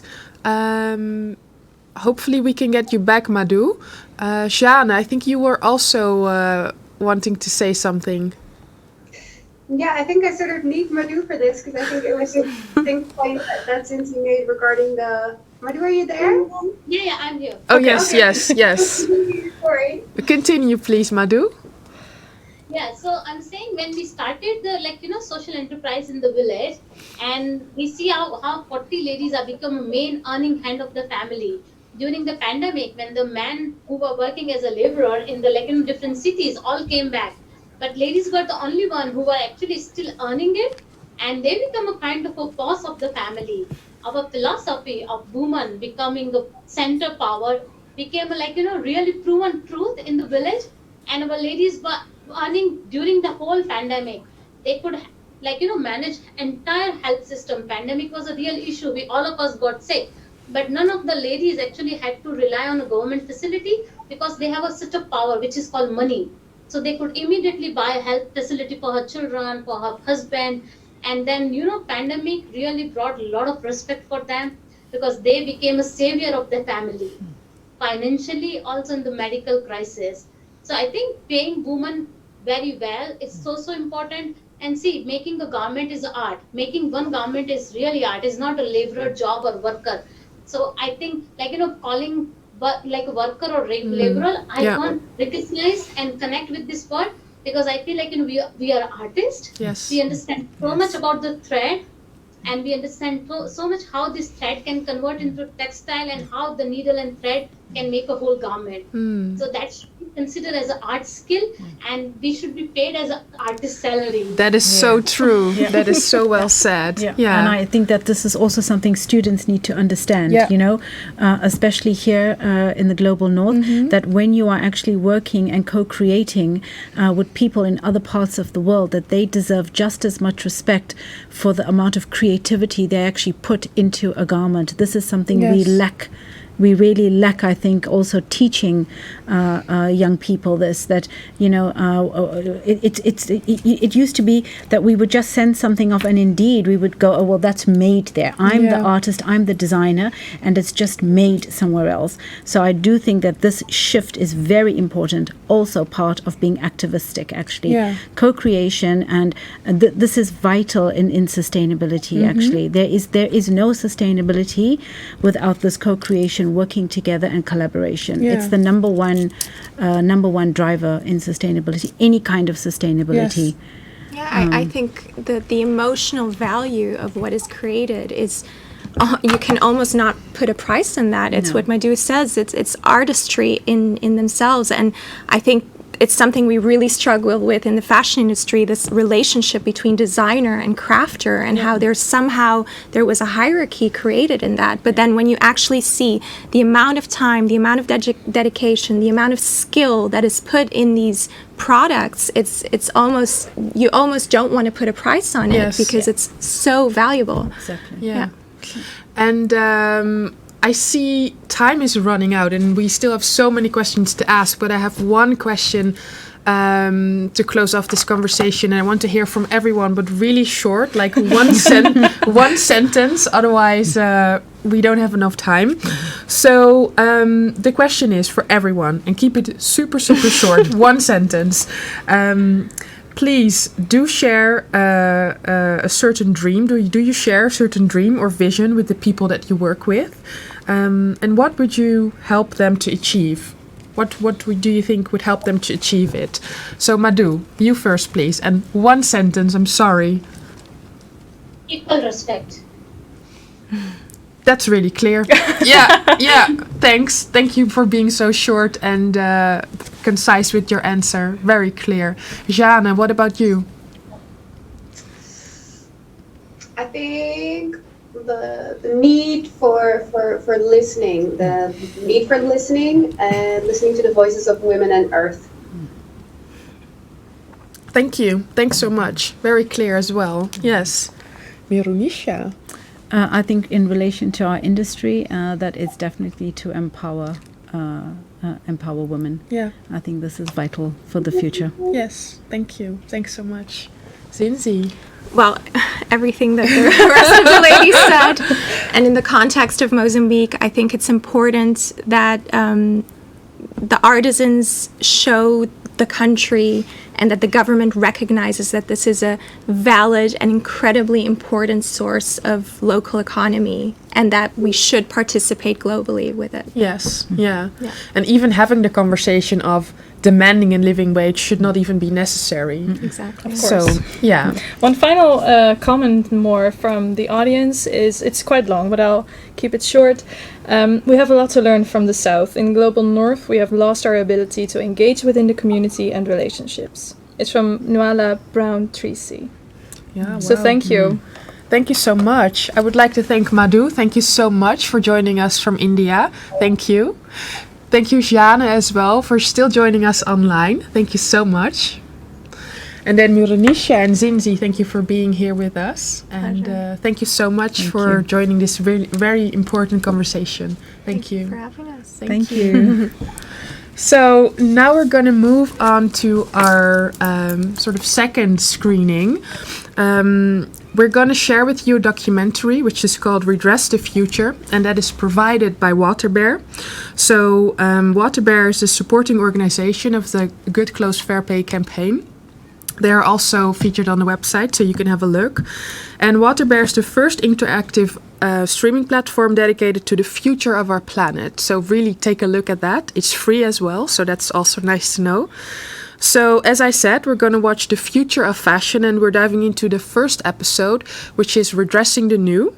And this series, Redress the Future, is a new series that explores the idea of innovators subverging the status quo, which underlies an unsustainable fashion industry. So the first episode of this 3-part series will focus on the first pillar of circular and sustainable fashion, buying new and fewer clothes. So please roll that clip. Thank you.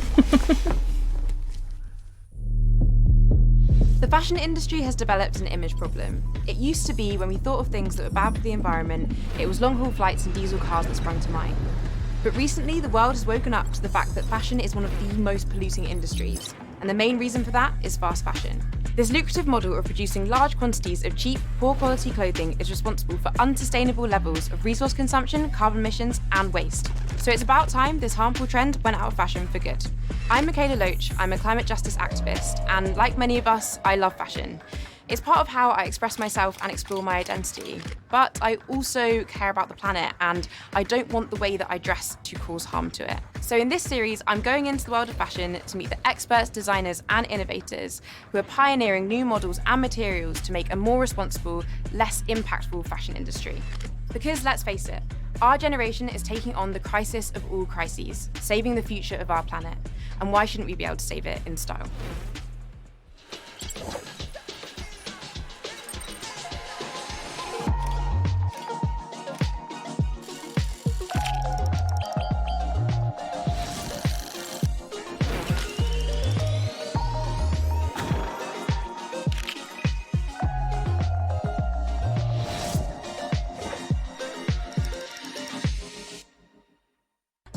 When I first started researching this series, something quickly became clear. All new clothes, no matter how they're made, will always have an impact on the planet. This means that the most responsible thing that we can do is simply buy less. We all know, however, that even the most well-made clothes don't last forever, and let's face it, not only do our tastes change, but so do our bodies. But that doesn't mean that we need to resort to buying new clothes. In this episode, I'm therefore going to explore how we can still look stylish with pre-loved pieces. We are off to one of my best friend Rosie's house. So we lived together for our first 2 years of uni, and I think she really made me understand secondhand shopping and vintage clothes a lot. So it'd be great to just have a chat with her about what she thinks about all of this, and then maybe sell some stuff online, maybe buy some stuff.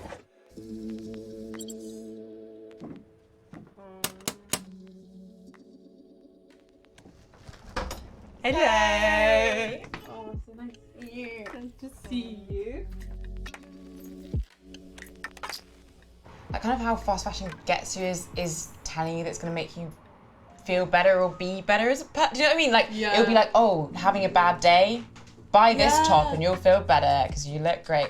And actually, it's this kind of false empowerment that you're being sold, and it's temporary, and then soon you're like, oh, well, I've just bought that and I don't feel as great anymore, so I need to buy something else.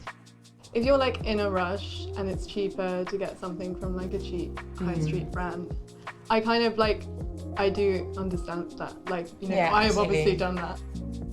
I also think that a lot of people don't know how bad the industry is. I think it's hidden away, and that's how a lot of things, or a lot of these kind of terrible things that happen in the world are able to continue because people don't know they're happening. And I really believe that when we know, we have a duty to act. And that's why I do think it's like spreading information about the fact that so many people go into making the clothes that we wear. It's not just people who stitch them together or the people who you buy them from in a store. There's also like who makes the materials, and then the communities that live around the areas, and the dyes and the pollutants and all those different things. I think if we were more kind of connected to how clothes were made, we'd probably value them a lot more. Yeah. Even if it's from like a sustainable brand or whatever, or even with secondhand stuff, I always like want to like make sure that I really, really want it. I've worn many of these before. Oh my gosh, I love this. I miss this. Well, I was going to sell that. So if you want it, speak now. Can I try it on again? Yeah. Make the rounds of the friends first, and then we work out. Oh, I love the sleeves and the embroidery. I'll add this to sell. Maybe people don't realise, like, a lot of these apps are actually quite easy to post stuff and then sell stuff. And then actually, even if you're selling it for not that much, at least you're giving it a new life and putting it elsewhere. I think I do want to start selling more of my clothes, not to make money as such, but more just to give it a new life somewhere else where it actually used. Whereas if someone has chosen to buy it on an app, at least there's more likelihood that they're going to use it and want it. And it's not going to be like burnt. Yeah, or sent off somewhere where it won't be used again, or it will devalue the clothes in that country as well. So I need more summer clothes. I don't own that many summer clothes. So I might buy a few bits while we sell a few bits. I think we can do nice photos. Yeah, for sure. Yeah. I like that. What's it made out of? That is a good question. And it doesn't say. I could message them and ask. While buying secondhand is certainly a great option, there's a practice from previous generations that may help reduce our need to buy new clothes at all. Repairing and altering. To gain a better understanding of how we can make our clothes last longer and move away from this trend of overconsumption, I've come to meet sustainable fashion expert Ursula de Castro.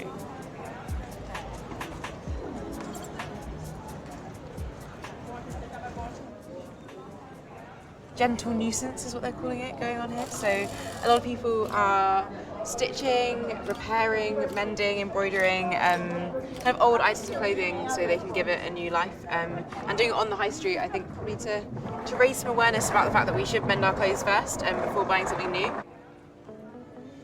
it's a huge pleasure to meet you because seeing you speak on the true cost was actually what started my sustainable and ethical fashion journey. I quote you quite a lot, the quote you said about fashion being like our chosen skin. Yeah, I talk a lot about that as well, so it is a pleasure to meet you. We really are looking at narratives that are dangerous. You know, the first one being, for instance, that fast fashion is so cheap it doesn't warrant being meant. I mean, how many billions of clothes have gone into landfill because customers and brands think, all right, well then, you know, they can just throw it away and buy a new one. No, let's repair and mend instead. So did you mend these yourself? Yeah. I mend these myself, but they're very old, and I come from a family where, and a group of friends where clothes are sort of common property, really.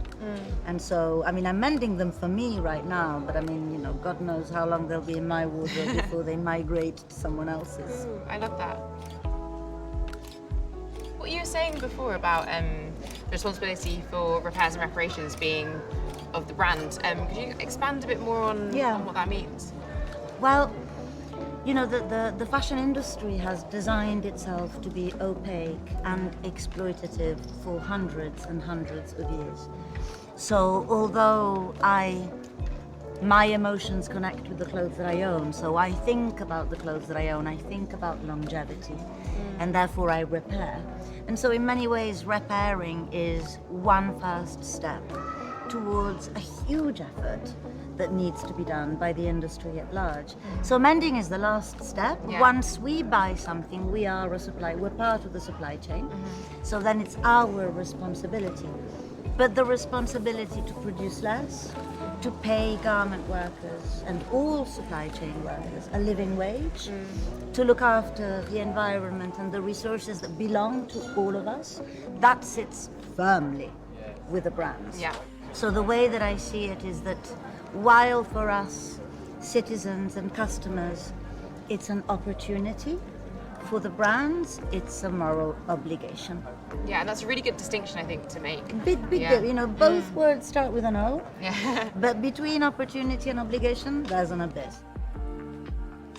To me, the concept of really understanding the clothes that we wear, where they come from, what they're made of, is an important step to equalize us.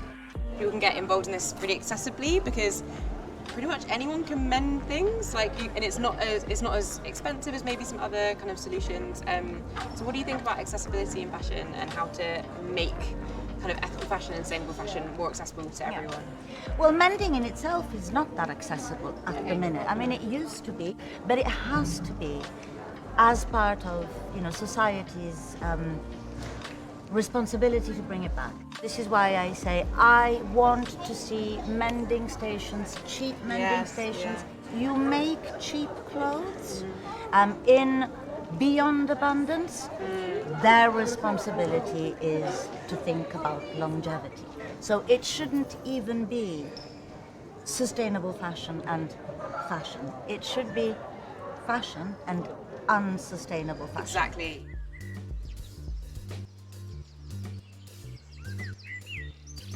Buy second-hand or repair your clothes. 2 easy steps to lower your fashion footprint. But I was interested to see what happens when you take both these ideas and go one step further.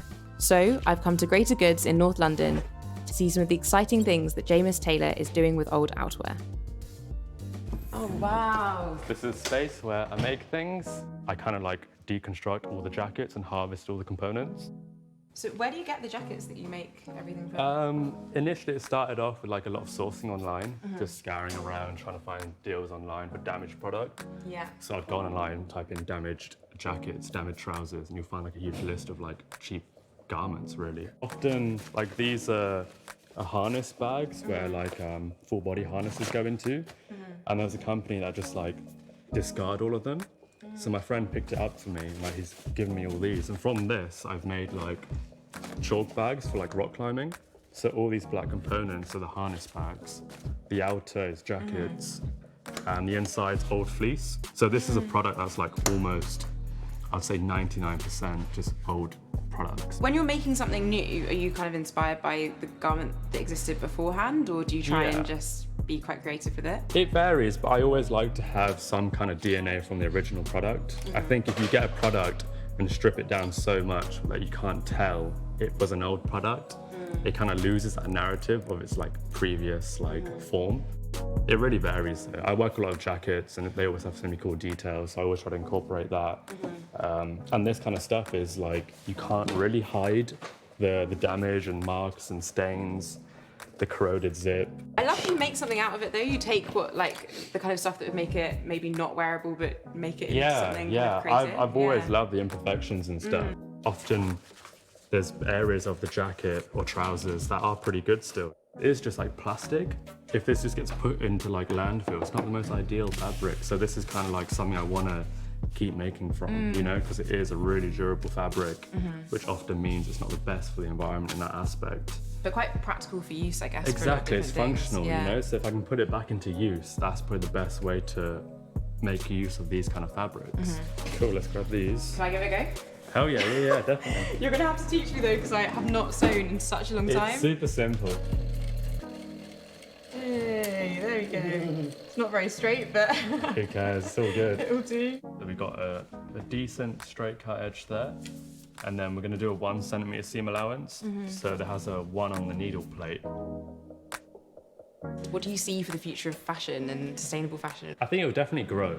I think this year has kind of shown that. In the long run, where that sustainable element has been more ingrained into their business model, I think that's when we'll see like a solid improvement. I just kind of want to show that anyone can kind of do this. You don't have to be anyone special. Like, I bought that machine just in my bedroom. There's no real limits, you know. The fabric's there. It's kind of like what you can push it to make it do. That's also very usable.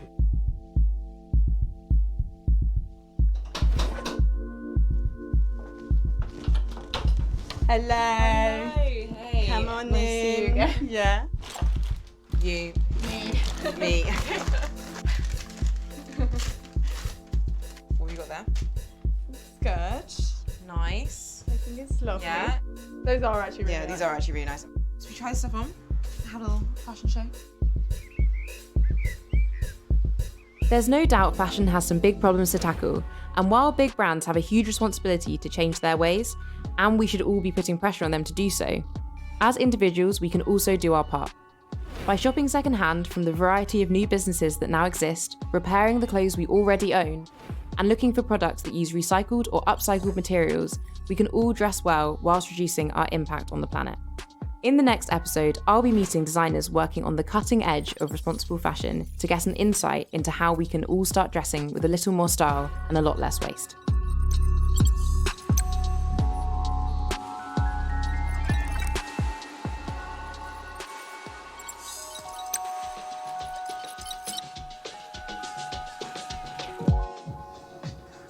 So, in the documentary, we have seen several ways how, as an individual, we can do something in order to change this industry. We can mend, we can buy secondhand, and we can do other things.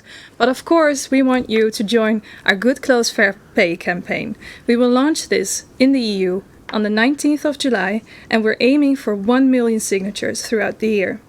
What could you do? You can join, of course, Fashion Revolution Netherlands as a volunteer. You can help collect signatures, and of course, you can sign yourself. Yeah, and we'd also want to share a little bit of where you can follow us along. So please follow us and spread the word and stay updated on the campaign. So for the campaign Good Clothes Fair Pay, please go to goodclothesfairpay.eu. There's also an Instagram at Good Clothes Fair Pay. And then please follow us as well at Rev NL, that's us, Fashion Revolution Netherlands. And then if you want to join us or you have any questions, please email us at netherlands@fashionrevolution.org. And this was it for today for us. Thank you for joining. Thank you. Bye.